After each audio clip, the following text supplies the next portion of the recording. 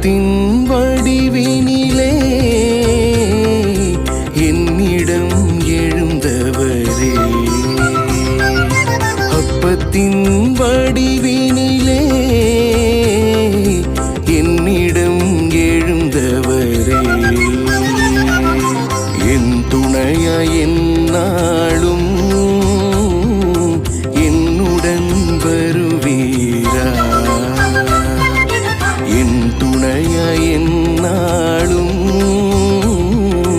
என்னுடன் வருவீரா, அப்பத்தின் வடிவினிலே என்னிடம் எழுந்தவரே.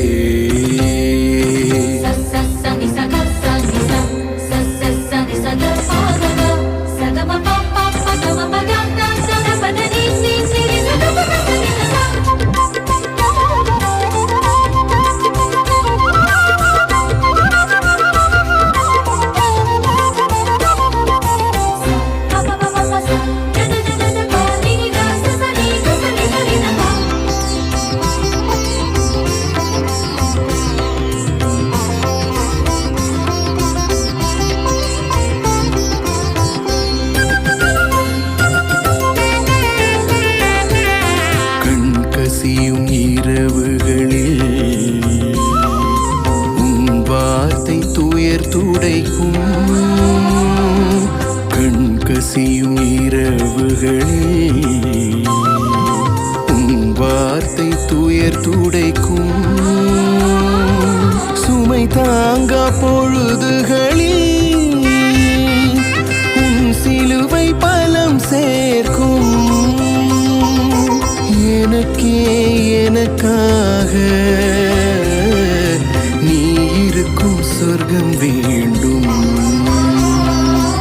எனக்கே எனக்காக நீ இருக்கும் சொர்க்கம் வேண்டும்.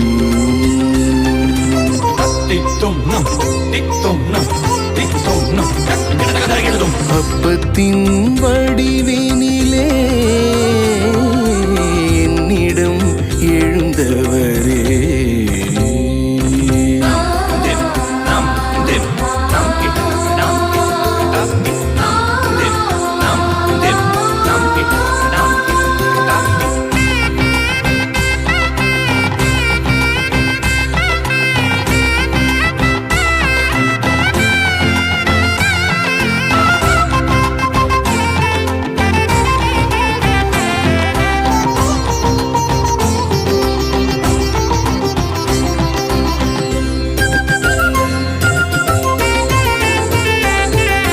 வழிமாறும் தருணங்களில்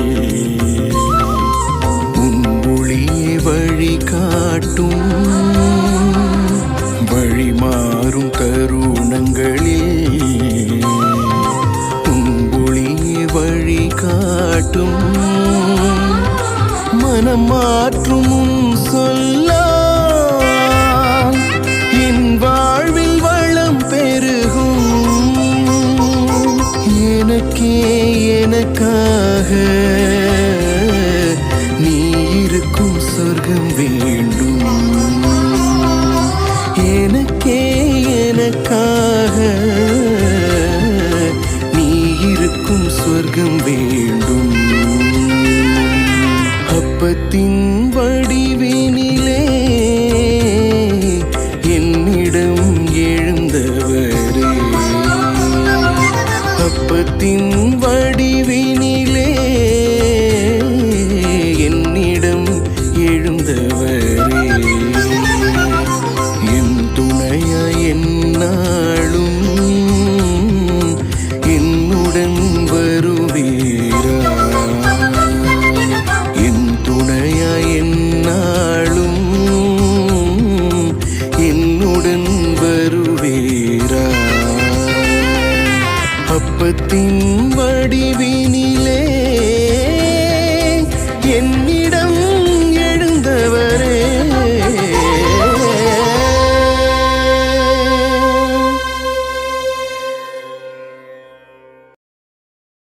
ஜூலை மாதம் 19ஆம் தேதி வெள்ளிக்கிழமை.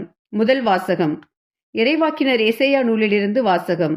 அதிகாரம் 38, இறைவசனங்கள் 1 முதல் 6 முடிய மற்றும் 21 முதல் 22 முடிய மற்றும் அதிகாரம் 7, 8வது வசனம். அந்நாட்களில் எசேக்கியா நோய்வாய்ப்பட்டு சாகும் நிலையில் இருந்தார். ஆமோச்சின் மகனான எசேயா இறைவாக்கினர் அவரை காண வந்து அவரை நோக்கி, ஆண்டவர் கூறுவது இதுவே: நீர் உம் வீட்டு காரியத்தை ஒழுங்குபடுத்தும், ஏனெனில் நீர் சாகப் போகிறீர், பிழைக்க மாட்டீர் என்றார். எசேக்கியா சுவர்புறம் தம் முகத்தை திருப்பிக் கொண்டு ஆண்டவரிடம் மன்றாடி, ஆண்டவரே, நான் உம் திருமுன் உண்மை வழியில் மாசற்ற மனத்துடன் நடந்து வந்ததையும் உம் பார்வைக்கு நலமானவற்றை செய்ததையும் நினைத்தருளும் என்று கூறி கண்ணீர் சிந்தி தேம்பி தேம்பி அழுதார். அப்போது ஆண்டவரின் வாக்கு எசேயாவுக்கு அருளப்பட்டது.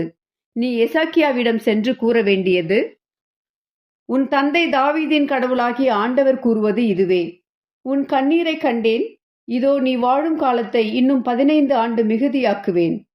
உன்னையும் இந்த நகரையும் அசீரிய மன்னன் கையினின்று விடுவிப்பேன்.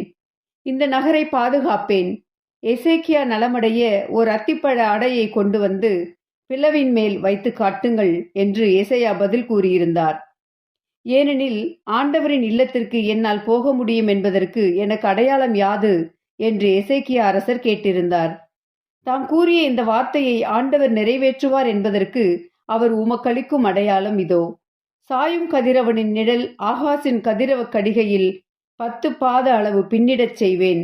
அவ்வாறே சாயும் கதிரவனின் நிழல் அக்கடிகையில் 10 பாத அளவு பின்னிட்டது. ஆண்டவரின் அருள்வாக்கு. இறைவா, உமக்கு நன்றி. நற்செய்தி வாசகம். ஓய்வு நாளும் மானிட மகனுக்கு கட்டுப்பட்டதே. மத்தேயு எழுதிய தூய நற்செய்தியிலிருந்து வாசகம். அதிகாரம் 12, வசனங்கள் 1-8 வரை. அன்று ஒரு ஓய்வு நாள். இயேசு வயல் வழியே சென்று கொண்டிருந்தார். பசியாயிருந்ததால் அவருடைய சீடர் கதிர்களை கொய்து தின்னத் தொடங்கினர். பரிசேயர்கள் இதை பார்த்து இயேசுவிடம், பாரும், ஓய்வு நாளில் செய்யக்கூடாததை உம் சீடர்கள் செய்கிறார்கள் என்றார்கள். அவரோ அவர்களிடம், தாமும் தம்முடன் இருந்தவர்களும் பசியாயிருந்தபோது தாவீது என்ன செய்தார் என்பதை நீங்கள் வாசித்தது இல்லையா?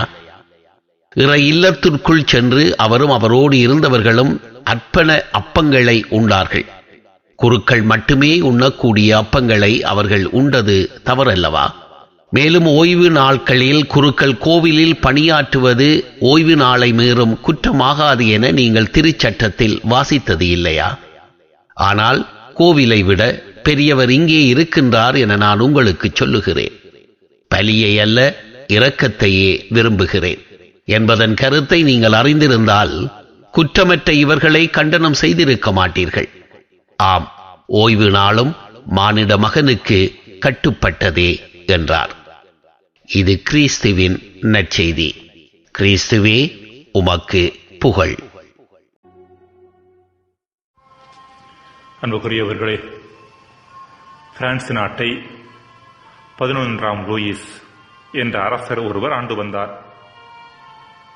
ஒரு முறை அவரது நாட்டில் இருந்த ஜோதிடர் ஒருவர், அரசர் மிகுதியாக அன்பு செய்யும் அவரது மனைவி ஒரு குறிப்பிட்ட தினத்தன்று இறந்து போவார் என்று சொல்லி அந்த நாளையும் தெளிவாக குறிப்பிட்டார். அந்த ஜோதிடர் சொன்னது போலவே அதே நாளில் அரசி இறந்து போனாள். அரசர் லூயிஸுக்கு ஒரு பக்கம் ஆழ்ந்த வருத்தமாக இருந்தாலும் இன்னொரு பக்கம் அந்த ஜோதிடனை எண்ணி கோபமாகவும் இருந்தது. தன் மனைவியின் சாவுக்கு அந்த ஜோதிடன் தான் காரணம் என்று எண்ணினார். அவனை கொல்லும் நோக்கோடு அவனை அரண்மனைக்கு வரவழைத்தார்.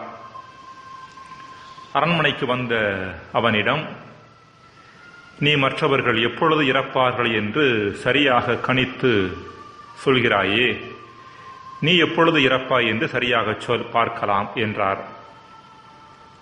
ஜோதிடனுக்கு அரசரின் உள்நோக்கம் புரிந்தது. தன்னை கொல்வதற்காக அரசர் முடிவெடுத்து விட்டார் என்பதை உணர்ந்தான். உடனே அவனது புத்தி வேகமாக வேலை செய்ய ஆரம்பித்தது. சில வினாடிகளில் பதில் சொன்னான். அரசே, நிச்சயமாக நான் எப்பொழுது இறக்கப் போகிறேன் என்பது எனக்கு தெரியும். நீங்கள் இறப்பதற்கு 3 நாட்களுக்கு முன்புதான் நான் இறப்பேன் என்றானாம். அவ்வளவுதான். அரசர் அவனை ஒன்றும் செய்யாமல் அனுப்பிவிட்டார். அன்பிற்குரியவர்களை, மனிதர்களாக பிறந்த யாரும் சாக தயாராக இல்லை. அத்தகைய ஓர் அரசன் குறித்தே, சாக தயாரில்லாமல் இருந்த ஓர் அரசன் குறித்தே இன்றைய முதல் வாசகத்தில் நாம் வாசிக்கிறோம். எசேக்கியா என்பதே அந்த அரசரின் பெயர். ஒரு மிகச்சிறந்த பக்தியான, யாவைக்கு பிடித்தமான அரசர் இவர்.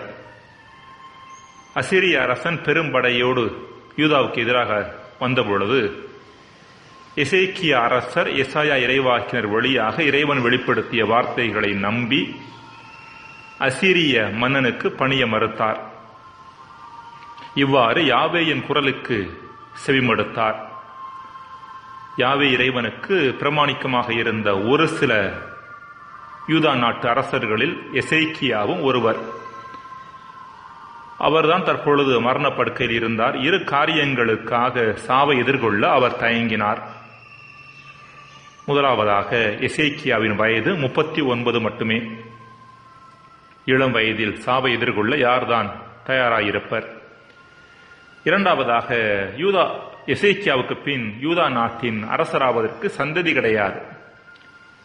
யூதர்கள் மத்தியில் குழந்தைகள் இல்லாமல் இருப்பது, இன்னும் சிறப்பாக அரசர் தனக்கு வாரிசு இல்லாமல் இருப்பது கடவுளின் கடுமையான தண்டனையின் அடையாளமாக கருதப்பட்டது.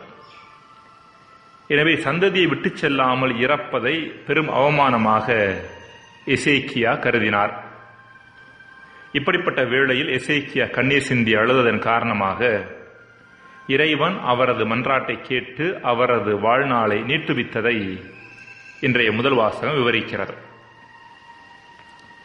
அன்பிற்குரியவர்களை, தன்னிடம் மன்றாடும் அனைவருக்கும், தம்மை நம்பும் யாவருக்குமே வாழ்வை கொடுப்பதுதான் இறைவனது வழக்கம். மனிதர்களாகிய நாம் நம் சுதந்திரத்தை தவறாக பயன்படுத்தி நாம வலிய சென்று சாவையும் சாவின் சக்தியையும் தேர்ந்தெடுக்கும் பொழுது இறைவன் செயலற்றவராகி விடுகிறார். எனினும் ஒரு மனிதர் திறந்த மனதோடு இறைவனிடம் சரணடைகின்ற பொழுது அவர் வாழ்வை மட்டுமே தேர்ந்தெடுத்து அவருக்கு வழங்குகின்றார். எசேக்கியா மட்டில் கடவுள் செயல்பட்ட விதம் இதையே எடுத்துரைக்கிறது. இன்றைய நற்செய்தி கூட கடவுள் வாழ்வின் சார்பாகவும் வாழ்வின் சக்தியின் சார்பாகவும் மட்டுமே செயல்படுகின்றார் என்பதை எடுத்துரைக்கின்றது. பரிசேயர்கள் வாழ்வின் ஏணியா இருக்க வேண்டிய சட்டங்களை தங்களது குறுகிய மனநிலையாலும் அதிலிருந்து புறப்பட்ட தவறான விளக்கங்களாலும் பாதாளத்திற்கான பாதையாய் மாற்றியிருந்தனர். அவர்கள் சட்டங்களை கடைபிடித்த விதமோ அல்லது மற்றவர்களை கடைபிடிக்க தூண்டிய விதமோ எந்த விதத்திலும் மானுட வாழ்வின் உயர்வுக்கான வழிமுறையாக இல்லை. அவர்களது ஆதிக்கத்தை மக்கள் மீது திணிப்பதற்கான வழிமுறையாக மட்டுமே அவர்களை பொறுத்த அளவில் சட்டங்கள் இருந்தன. இப்படிப்பட்ட அநீதியின் பிடியிலிருந்துதான் இயேசு மனிதர்களையும் சட்டங்களையும் ஏன் பரிசேயர்களை கூட விடுவிக்க முயற்சி செய்தார். கடவுளின் மகனான இயேசு வாழ்வின் சக்தியாக செயல்பட்டார் என்பதையே இது எடுத்துக்காட்டுகிறது. ஜெபம். இறைவா, இன்றைய நாளில் நான் வாழ்வின் மனநிலையை மட்டுமே தேர்ந்தெடுக்க எனக்கு வரம் தாரும். ஆமேன்.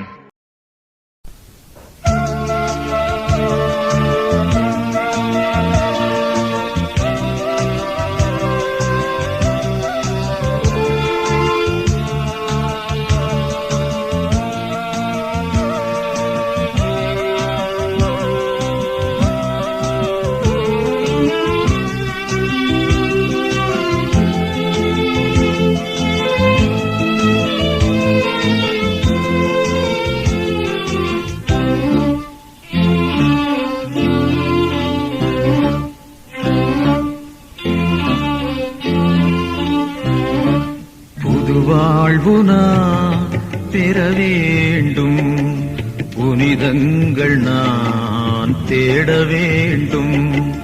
புது வாழ்வு நான் பெற வேண்டும், புனிதங்கள் நான் தேட வேண்டும். புதிரான என் வாழ்வில் புனிதா உன்னாற்றலா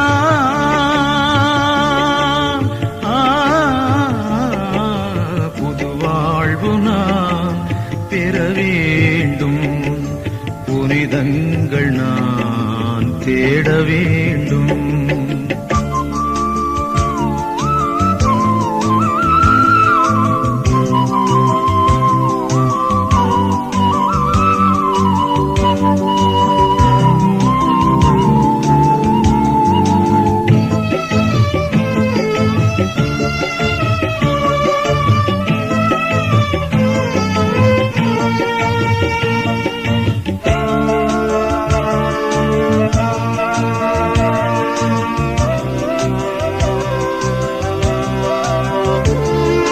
பெருமையிலே நான் வாடும்போது நிறைவாக்க நீதானே வருகின்றாய்.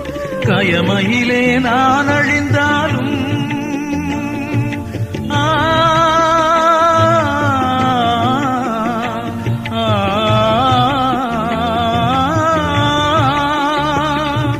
கயமையிலே நான் அழிந்தாலும் ஆதரவாய் நீதானே வருகின்றாய், ஆதரவாய் நீதானே வருகின்றாய். புது வாழ்வு நான் பெற வேண்டும், புனிதங்கள் நான் தேட வேண்டும்.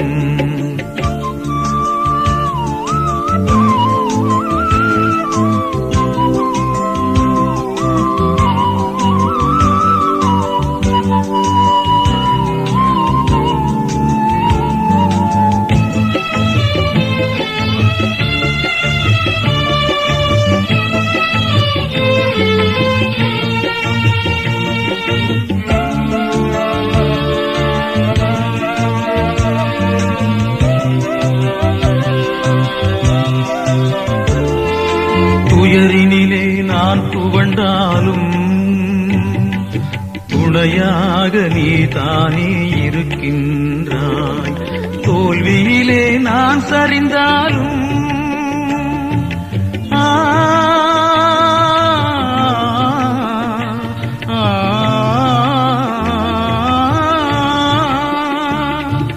தோல்வியிலே நான் சரிந்தாலும் வெற்றி என நீதானே எழுகின்றாய், வெற்றி என நீதானே எழுகின்றாய். புது வாழ்வு நான் பெற வேண்டும், புனிதங்கள் நான் தேட வேண்டும். புது வாழ்வு நான் பெற வேண்டும், புனிதங்கள் நான் தேட வேண்டும்.